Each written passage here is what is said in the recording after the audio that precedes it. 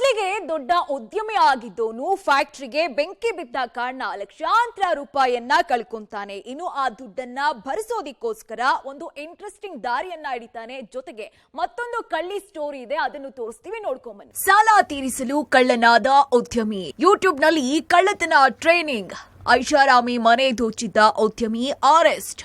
ಈ ಫೋಟೋದಲ್ಲಿರುವ ಈ ವ್ಯಕ್ತಿಯ ಹೆಸರು ಮದನ್ ಕುಮಾರ್. ಕುಂಬಳಗೋಡುವಿನಲ್ಲಿ ಅಲ್ಯೂಮಿನಿಯಂ ಫ್ಯಾಕ್ಟರಿಯೊಂದನ್ನ ನಡೆಸ್ತಾ ಇದ್ದ. ಕಳೆದ ವರ್ಷ ಫ್ಯಾಕ್ಟರಿಗೆ ಆಕಸ್ಮಿಕವಾಗಿ ಬೆಂಕಿ ಬಿದ್ದು ಇಡೀ ಫ್ಯಾಕ್ಟರಿ ಸುಟ್ಟು ಭಸ್ಮವಾಗಿತ್ತು. ಇನ್ನು ಫ್ಯಾಕ್ಟರಿಗೆ ಬೆಂಕಿ ಬಿದ್ದ ಪರಿಣಾಮ ಸುಮಾರು 80 ಲಕ್ಷ ನಷ್ಟ ಅನುಭವಿಸಿದಂತಹ ಮದನ್ ಕುಮಾರ್ ಸಂಕಷ್ಟಕ್ಕೆ ಸಿಲುಕಿದ್ದ. ನಂತರ ಫ್ಯಾಕ್ಟರಿ ಮೇಲಿನ ಇನ್ಶೂರೆನ್ಸ್ ಕ್ರೈಮ್ ಮಾಡಿದಂತಹ ಮದನ್ ಕುಮಾರ್ಗೆ ಕೇವಲ 2 ಲಕ್ಷ ಹಣ ಮಾತ್ರ ಸಿಕ್ಕಿತ್ತು. ಹೀಗಾಗಿ ಪರಿಚಯಸ್ಥರು ಹಾಗೂ ಖಾಸಗಿ ಫೈನಾನ್ಸ್ ಕಂಪನಿಗಳಿಂದ ಸಾಲ ಪಡ್ಕೊಂಡಿದ್ದ. ತೆಗೆದುಕೊಂಡಿದ್ದಂತಹ ಸಾಲಕ್ಕೆ ಬಡ್ಡಿ ಕಟ್ಟೋದಿಕ್ಕಾಗದೆ ತಲೆ ಕೆಡಿಸಿಕೊಂಡಂತಹ ಮದನ್ ಯೂಟ್ಯೂಬ್ ನಲ್ಲಿ ಕಳವು ಮಾಡುವ ಬಗ್ಗೆ ಸರ್ಚ್ ಮಾಡಿದ್ದ. ಇನ್ನು ಕೆಪಿ ಅಗ್ರಹಾರದ ಟೆಲಿಕಾಂ ಲೇಔಟ್ ನ ಐಷಾರಾಮಿ ಮನೆ ಮೇಲೆ ಕಣ್ಣಿಟ್ಟು ಕಳ್ಳತನಕ್ಕೆ ಸ್ಕೆಚ್ ಹಾಕಿದ್ದ. ಕಟಾರ್ ಮಷೀನ್, ಕೈಗೆ ಗ್ಲೌಸ್ ಹಾಕೊಂಡು ಮನೆಗೆ ನುಗ್ಗಿದಂತಹ ಆರೋಪಿ ಮನೆಯಲ್ಲಿದ್ದಂತಹ 300 ಗ್ರಾಂ ಚಿನ್ನಾಭರಣ ಕದ್ದು ಎಸ್ಕೇಪ್ ಆಗಿದ್ದ. ಇನ್ನು ಕೆಪಿ ಅಗ್ರಹಾರ ಪೊಲೀಸರು ಸಿಸಿಟಿವಿ ದೃಶ್ಯಾವಳಿ ಹಾಗೂ ಮಾಹಿತಿ ಮೇರೆಗೆ ಆರೋಪಿ ಮದನ್ ಕುಮಾರ್ ಅವರನ್ನ ಬಂಧಿಸಿ 300 ಗ್ರಾಂ ಚಿನ್ನಾಭರಣವನ್ನ ವಶಕ್ಕೆ ಪಡ್ಕೊಂಡಿದ್ದಾರೆ. ಕೆಪಿ ಅಗ್ರಹಾರ ಪೊಲೀಸ್ ಠಾಣೆಯಲ್ಲಿ ವಾಕಿಂಗ್ ಹೋದಾಗ ಒಬ್ಬ ವ್ಯಕ್ತಿ ಮನೆಗೆ ಬಂದು ಮನೆಯ ಡೋರನ್ನು ಒಡೆದು ಒಳಗಡೆ ಹೋಗಿ ಇದ್ದಂಥ ಸುಮಾರು 6,88,000 ಮೌಲ್ಯದ ಒಡವೆಗಳನ್ನು ಕತ್ಕೊಂಡು ಹೋಗಿದ್ದ. ಆತ BE ಮೆಕ್ಯಾನಿಕಲ್ ಆಗಿದ್ದು, BE ಮೆಕ್ಯಾನಿಕಲ್ ಮಾಡಿದರೂ ಕೂಡ ಈ ರೀತಿಯ ಕಳ್ಳತನದ ಒಂದು ವೃತ್ತಿಯನ್ನು ಮಾಡಿಕೊಂಡಿರ್ತಕ್ಕಂಥದ್ದು ಕಂಡುಬಂದಿದೆ.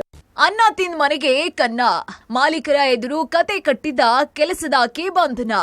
ಇನ್ನು ಬೆಂಗಳೂರು ಮನೆ ಕೆಲಸಕ್ಕೆ ಅಂತ ಇಟ್ಕೊಳ್ಳುವ ಮುನ್ನ ಒಂದಲ್ಲ 10 ಸಲ ಯೋಚನೆ ಮಾಡಿದ್ರೆ ಒಳ್ಳೇದು. ಸದಾಶಿವನಗರದ ಕೀರ್ತಿವರ್ಧನ್ ಅನ್ನೋರ ಮನೆಯಲ್ಲಿ 3 ವರ್ಷದಿಂದ ಶಾಂತ ಎಂಬಾಕೆ ಕೆಲಸ ಮಾಡ್ತಾ ಇದ್ಲು. ಮನೆ ಮಾಲೀಕರು ಕುಟುಂಬ ಸಮೇತ ವಿದೇಶಕ್ಕೆ ಹೋಗಿದ್ದ ವೇಳೆ ಮನೆಯಲ್ಲಿದ್ದಂತಹ 10 ಗ್ರಾಂ ಮೌಲ್ಯದ ಚಿನ್ನಾಭರಣ ಕಳವು ಮಾಡಿದ್ಲು.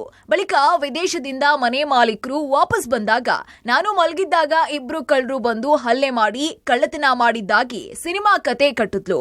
ಇನ್ನು ಕೆಲಸದವಳ ಮಾತನ್ನ ನಂಬಿದ್ದಂತಹ ಮನೆ ಮಾಲೀಕರು ಅಪರಿಚಿತ ಕಳ್ಳರಿಂದ ಕಳವಾಗಿರುವ ಬಗ್ಗೆ ಸದಾಶಿವನಗರ ಪೊಲೀಸ್ ಠಾಣೆಗೆ ದೂರನ್ನ ಕೊಟ್ರು. ಬಳಿಕ ತನಿಖೆ ವೇಳೆ ಕೆಲಸದಾಕೆ ಶಾಂತಳಿಂದಾನೇ ಕಳವು ಮಾಡಿರೋದು ಬೆಳಕಿಗೆ ಬಂದಿದೆ. ಸದ್ಯ ಬಂಧಿತ ಆರೋಪಿಯಿಂದ 10 ಲಕ್ಷ ಮೌಲ್ಯದ ಚಿನ್ನಾಭರಣವನ್ನ ಪೊಲೀಸರು ವಶಕ್ಕೆ ಪಡ್ಕೊಂಡಿದ್ದಾರೆ.